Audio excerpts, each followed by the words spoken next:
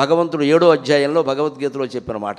ఆర్తితో ప్రార్థించే వాళ్ళు ఉంటారు, కోరికలతో ప్రార్థించే వాళ్ళు ఉంటారు. వాళ్ళ కోరికలు తీరుస్తానయ్యా, ఎందుకంటే వాడికి నమ్మకం కలిగితే తర్వాత ఆ కోరికలు వదిలేస్తాడు అని ఆయన నమ్మకం. మనం ఏం చేస్తున్నాం, దేవాంతకులం కదా, ఎందుకు వదులుతాం అని ఇంకా పెంచుకుని మన ఊళ్ళోకి వెళ్ళి నేను మొక్కుకున్నా, నాకు జరిగింది, నువ్వు కూడా మొక్కుకో, నువ్వే తొక్కుకో, చాలా బాగుంటుంది.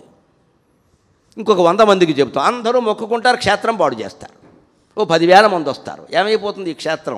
ఇది మనశ్శాంతికి మౌనానికి ఉన్న క్షేత్రమమ్మా, కర్మకాండకి ప్రసిద్ధమైన క్షేత్రం కాదు. నన్ను మన్నింతురుగాక పరమ వాస్తవాలు చెబుతున్నా. ఇక్కడ కర్మకాండ జరగదు. జ్ఞానమే జ్ఞానమే, ధ్యానమే ధ్యానమే, మౌనమే మౌనమే. అలా ఉండగలిగిన వాళ్ళే రావాలి. ఇక్కడ ఆకులు పువ్వులు పూజలు చేసేవాళ్ళు రావద్దు ఇక్కడికి. అదేదో వాళ్ళ గుళ్ళో వాళ్ళు చేస్తారు, అక్కడ మనం చేయక్క. నేను మొక్కుకున్నాను, నేను ఎవడ మొక్కుకోమని చెప్పాడు క్షేత్రం పాడవుతుంటే. ఇప్పుడు సమాజం గురించి, క్షేత్రాల గురించి, మొత్తం దేశం గురించి మనకు ఆలోచన ఉండదండి. మనస్వార్థమే. నేను అనుకున్నా అది అయిపోవాలి, ఇదో అహంకారం ఇక్కడ.